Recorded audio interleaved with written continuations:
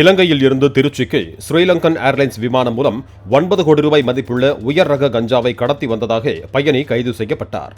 அவரது உடைமைகளை பரிசோதனை செய்த சுங்கத்துறை அதிகாரிகள் பதுக்கி வைக்கப்பட்டிருந்த 9 கிலோ கஞ்சாவை பறிமுதல் செய்தனர்.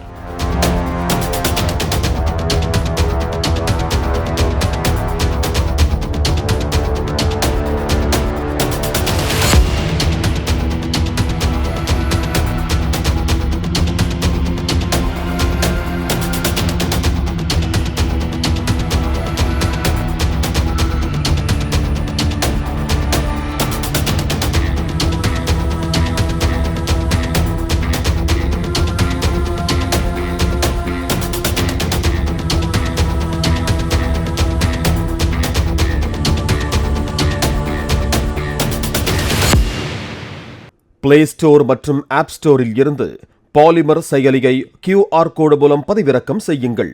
செய்திகளை உடனுக்குடன் பெறுங்கள்.